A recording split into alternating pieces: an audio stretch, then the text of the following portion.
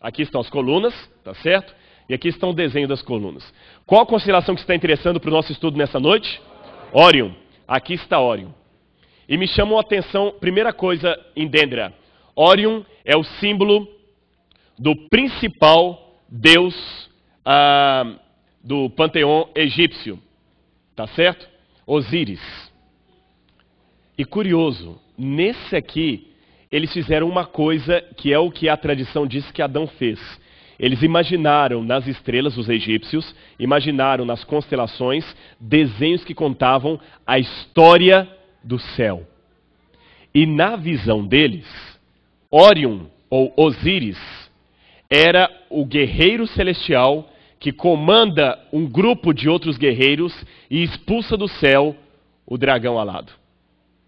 E o dragão é expulso do céu, estão vendo onde estou apontando aqui? O dragão é expulso do céu juntamente com o seu exército. Não parece curioso isso? Não parece similar à história bíblica?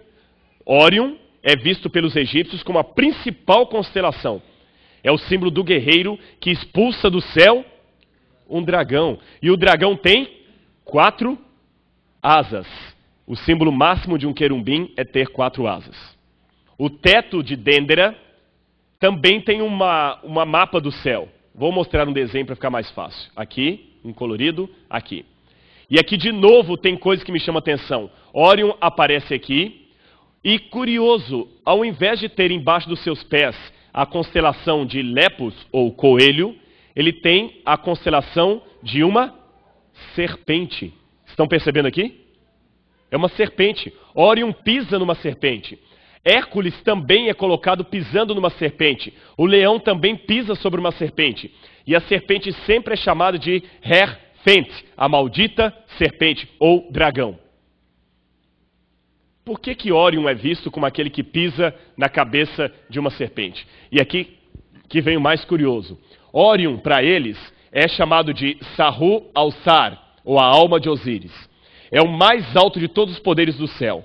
E essa tradição dos egípcios diz que Órion tinha um irmão invejoso chamado Set, que era o poder da escuridão. E Set o matou. Espera aí. Segundo a versão egípcia, Órion tinha um irmão chamado Set, que era o poder, representante do poder do mal. E Set o matou por inveja. Tem alguma coisa estranha aí, não tem? A Bíblia fala de um irmão que matou o outro? Fala, quem foi? Caim que matou Abel. E no lugar de Abel, quem que Deus levantou? Sete. E Sete era o representante dos filhos do bem.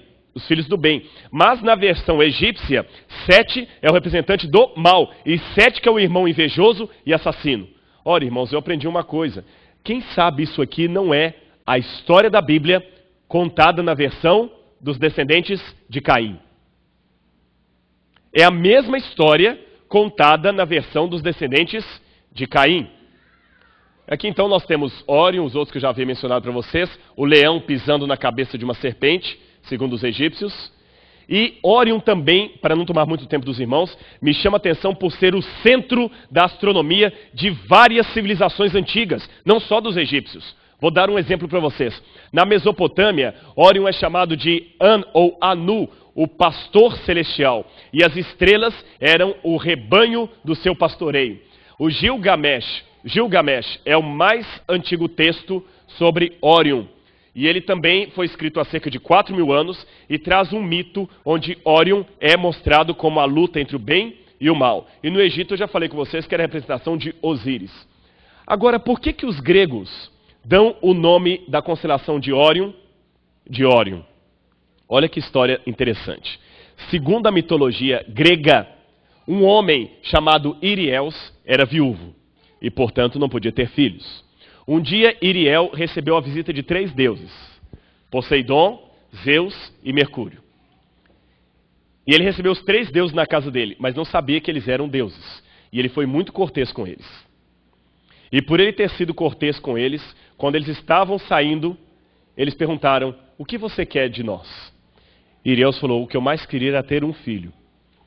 Então Zeus pegou uma raposa, e dessa raposa nasceu o filho maravilhoso de Iriels, E o nome dele foi Órion. E ele se tornou um famoso caçador.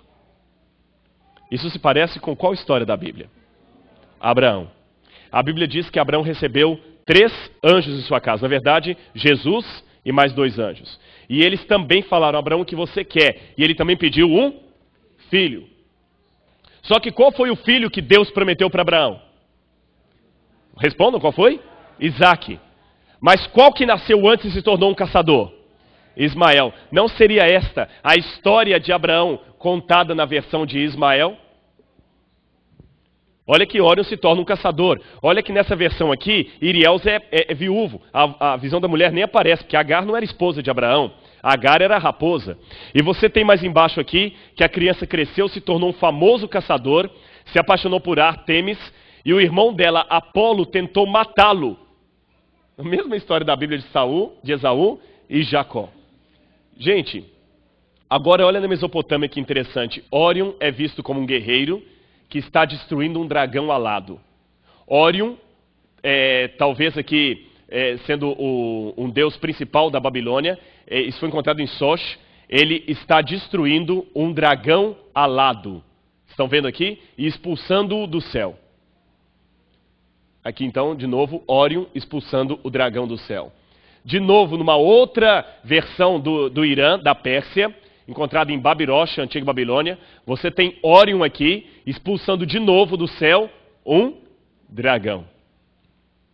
Agora essa me chama a atenção. Na Babilônia, Órion também aparece expulsando um dragão. Só que Órion aqui não é representado apenas como um guerreiro. Ele é representado como um querumbim, chamado Marduk.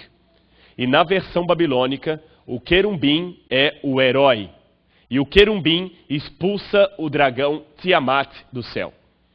Até aqui nós estamos vendo a história do Gênesis contada na versão de lá.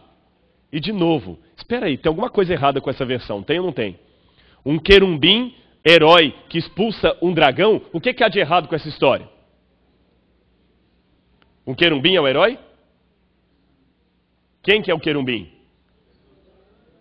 É o próprio Satanás. O querumbim é Satanás que foi expulso do céu, Lúcifer. Só que na versão da Babilônia, ele conta a história da queda dele do céu, só que ele coloca a si mesmo como herói. É a história contada na versão dele. Ele que é o dragão, ele que é a antiga serpente, ele que foi expulso do céu. E como isso se parece com a visão de João no Apocalipse, onde veio uma mulher, um dragão no céu, arrastando a terça parte das estrelas, etc.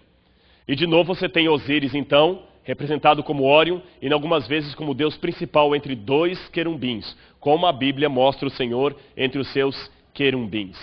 Aqui é Osíris, coberto por um querumbim. Qual é a minha teoria? A minha ideia é que, de fato, Adão pode ter contado essa história, e Satanás fez questão de deturpar a história do grande conflito. Pessoal, ninguém falsifica uma nota de $6. Você só falsifica algo que existe. Concorda comigo? Se a heresia, se o que Satanás traz é uma contrafação da verdade, então é lógico que no paganismo eu vou encontrar elementos da verdade, que é uma distorção da verdade. Uma nota falsa de $5 parece muito com uma nota verdadeira de $5, mas você jamais vai encontrar uma nota falsa de $6. O erro é uma contrafação da verdade. Agora, só para terminar, até no Egito, isso aqui não tem nada a ver com OVNI, as pirâmides, Órion teve um lugar tão central para os egípcios, que as pirâmides de Miquerinos, Kefren e Khufu, ou Quéops, elas estão no mesmo diâmetro do cinturão de Órion das Três Marias. Olha aqui, deixa eu mostrar essa foto, fica melhor. Aqui estão as 3 pirâmides e 4 outras pirâmides em volta e desenhando Órion no chão. O mesmo desenho de Órion os egípcios fizeram no chão. E a minha pergunta é, por que Órion teve um lugar central tão destacado para os egípcios, babilônicos, mesopotâmios de uma maneira geral? Não será porque, na tradição adâmica, Órion também tinha um lugar destacado? Segunda pergunta, por que Ellen White, de tantas constelações do céu, teve como revelação algo a respeito de Órion? Eu deixo para vocês responderem estas perguntas. Mas eu quero terminar esse sermão com algumas informações atuais tiradas da NASA. Todas essas informações, se você quiser a fonte, o site é www.nasa.gov. Eu estou falando isso porque há muito sensacionalismo. Sabe aquele www